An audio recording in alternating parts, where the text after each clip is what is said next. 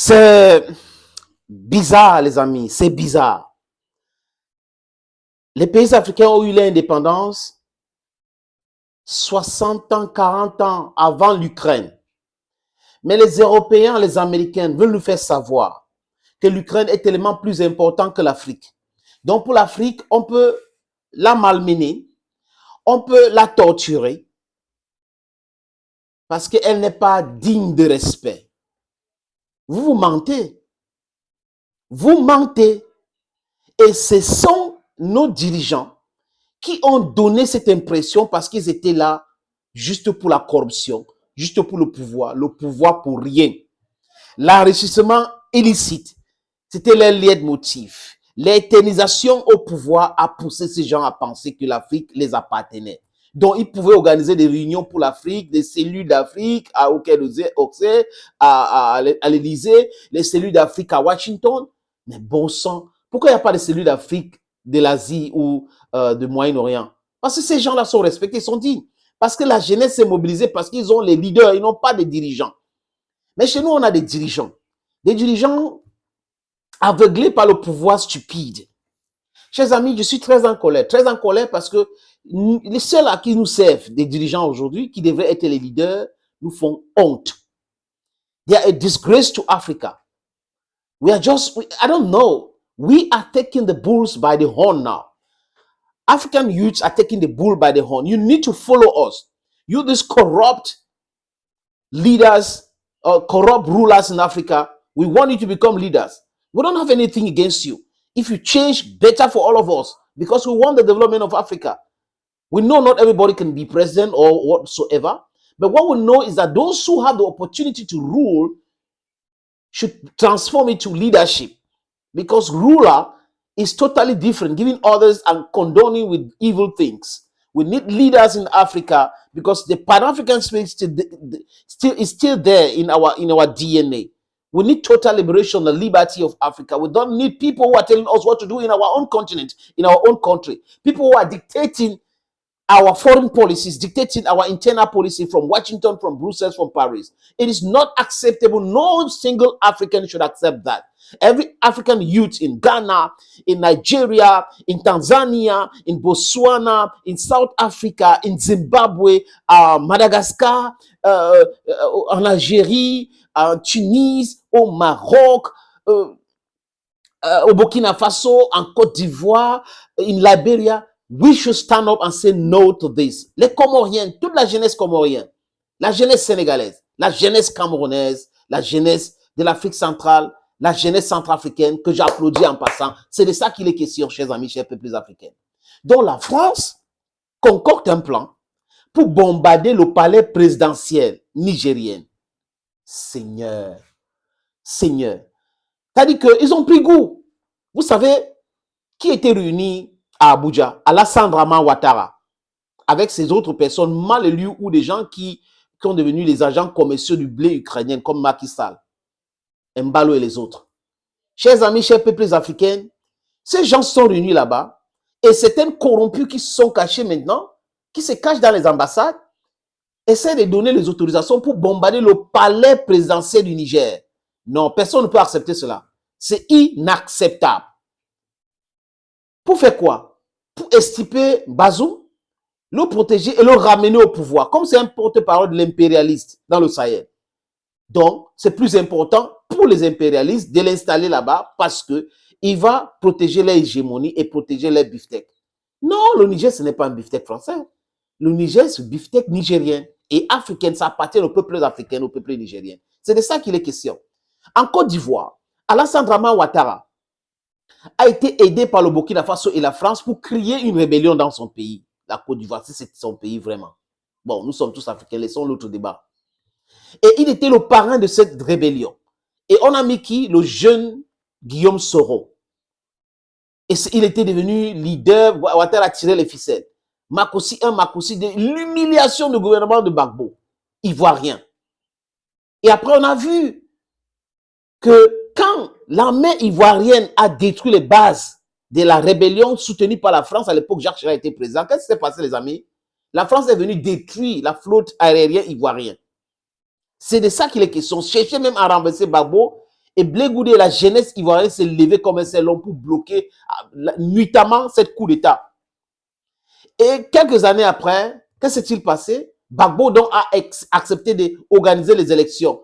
Une erreur monumentale. Comment organiser les élections dans un pays divisé où vous contrôlez une partie et la rébellion contrôle l'autre partie? C'était une erreur monumentale. Je ne sais pas qui étaient les conseillers de Laurent Gbagbo, mais c'était une erreur monumentale. D'ailleurs, il a gagné les élections, mais après, on a pris les élections pour donner à Alassane Dramane Ouattara de force.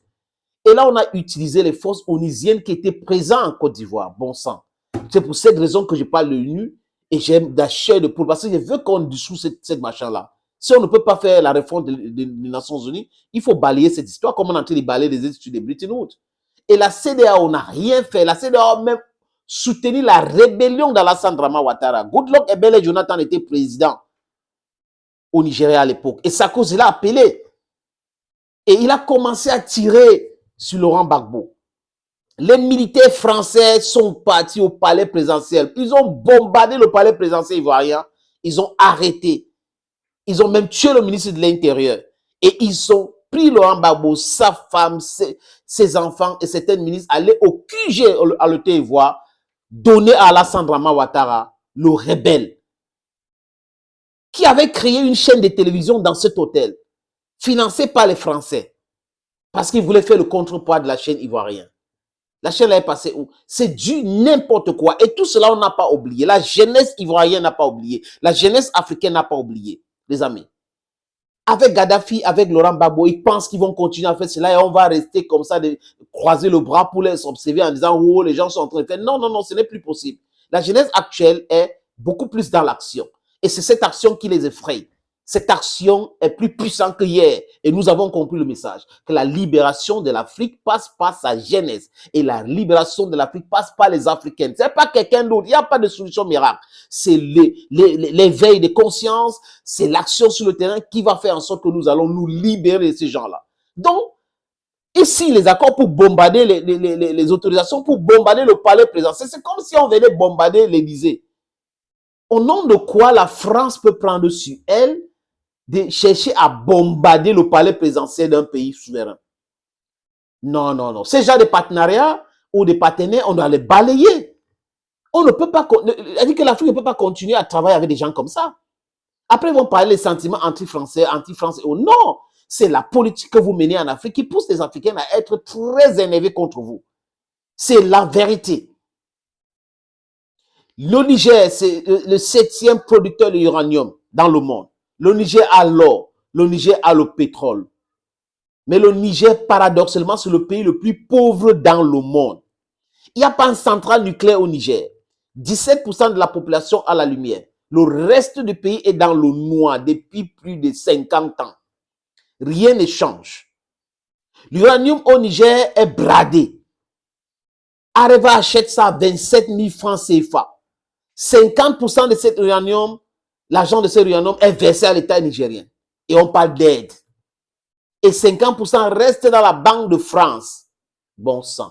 Pendant ce temps, la même France qui achète l'uranium dans une république près de la Russie, ancienne république soviétique ou c'est Kazakhstan, achète ça à 141 000. Et tout cet argent est reversé à ce pays-là. Non, respectez les Nigériens. Quand vous êtes dans le vol, vous devez vous respecter. Vous devez faire profit bas.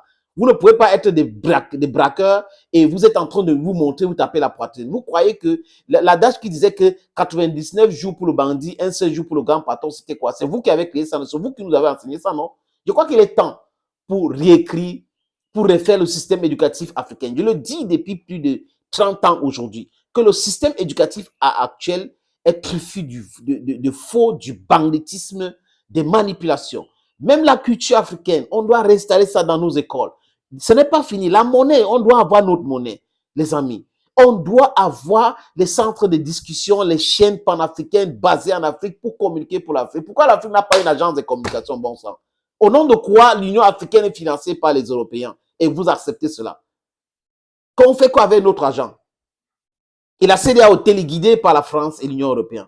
Non, que cela cesse. Les amis, je vais vous faire écouter cette communiqué lu par le porte-parole des militaires qui ont pris le pouvoir au Niger, qui dit clairement ce que les Français sont en train de faire.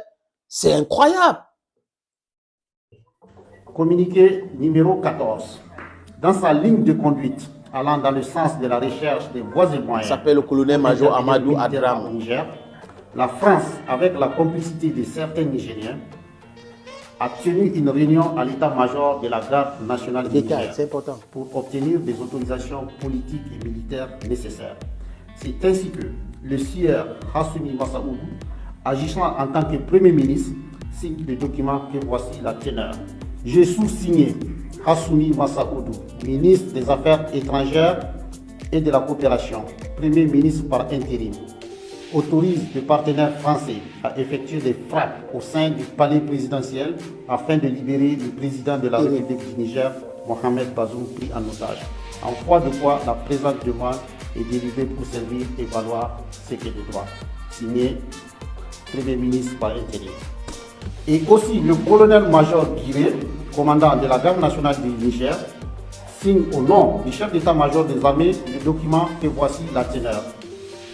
J'ai sous-signé colonel-major Guiré, au commandant de la garde nationale du Niger, autorise le partenaire français à effectuer des frappes au sein du palais présidentiel afin de libérer le président de la République du Niger, Mohamed Bazoum, pris en otage. En foi de quoi la présente demande est délivrée pour servir et valoir ce qui est de droit. Signé le colonel-major Midou Guiré, haut commandant de la garde nationale du Niger.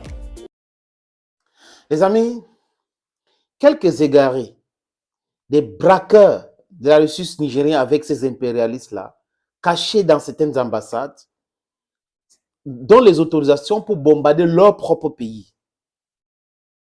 Voilà les traîtres. J'ai parlé des traîtres. Voilà les traîtres. Mais c'est des gens qu'il ne faut pas pardonner. Ce sont des gens qui sont très dangereux même pour l'Afrique. Vous donnez, vous vous cachez dans les ambassades.